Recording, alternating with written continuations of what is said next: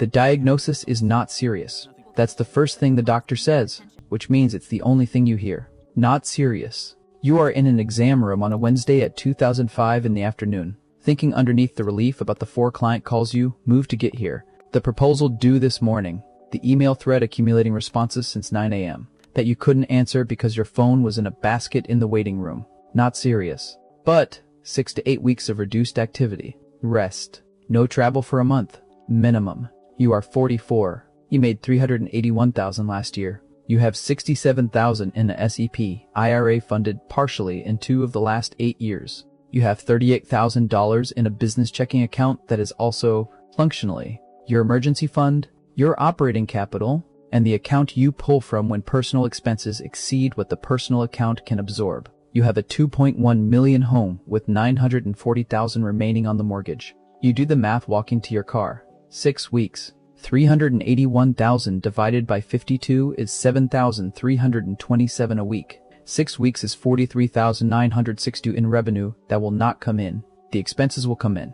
They always do. You sit in the parking lot for 11 minutes before starting the car. You are not frightened of the diagnosis. You are frightened of the structure of your life, built over 14 years with extraordinary care and total efficiency, which turns out to have one critical design flaw: it only runs when you do. Year 1. You leave the agency at 30. 2 of the 3 clients who said they'd follow you actually do. The third sends a LinkedIn message that begins with, "We should grab coffee," and then doesn't. You are not bitter. You had budgeted for 2. Year 1 revenue, $112,000. Better than the $94,000 agency salary until you account for what the agency was covering invisibly. Health insurance, $620 a month for a worse plan. Self-employment tax, 15.3% on top of your income rate. No 401k match. No paid time off as a concept. The day you don't work is the day you don't bill. You knew these things before you left. They land differently as line items on a quarterly tax payment that requires moving $14,000 from savings in October. You open an LLC. You pay yourself whatever is left after expenses and call it a salary. You do not set up the SEP IRA in year 1 because you will do it in year 2 when things stabilize. Things stabilize. You do not set it up in year 2 either. Year 3.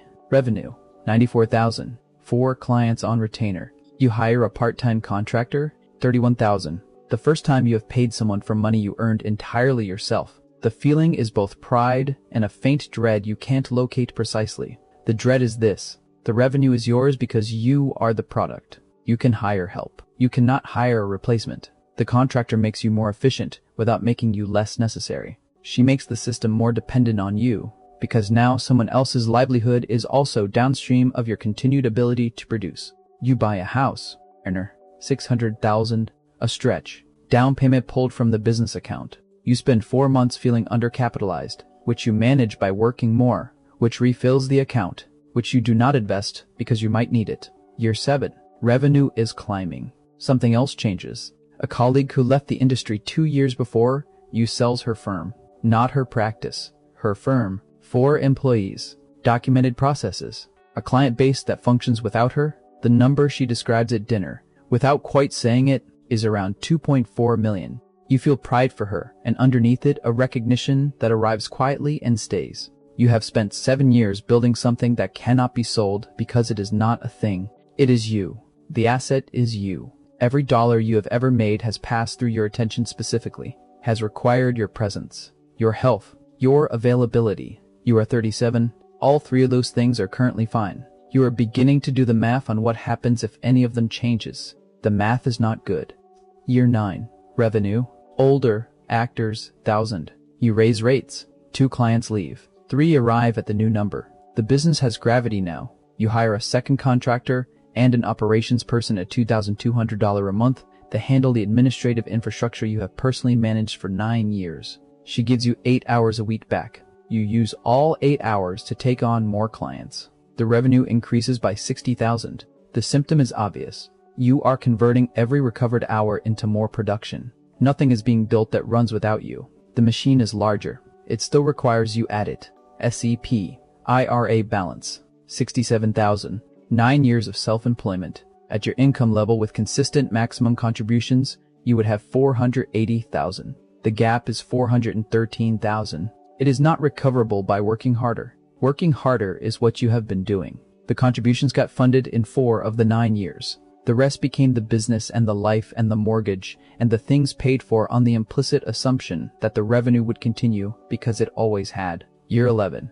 A client of 4 years calls on a Tuesday. He has sold his company. The acquirer has its own team. The contract is $8,500 a month. The replacement client, found 3 months later through his referral, comes in at $6,000. The gap is $2,500 a month. Not large against $318,000 in annual revenue, large enough to make visible what you had been successfully not seeing. The $38,000 in the business account is 2 months of expenses. After that, there is nothing. You spend 3 months working at an unsustainable pace to close the gap because the alternative is acknowledging that a single client departure created financial stress that a business generating $300,000 a year should not experience. The alternative requires seeing the last 11 years clearly. You are not ready. You get ready in year 12. Year 12. A financial advisor, referred by a client, asks for 3 years of tax returns and a complete balance sheet before she will take you on. You build the balance sheet. It takes 2 days because the information is distributed across 4 accounts and a filing system that is organized in name only.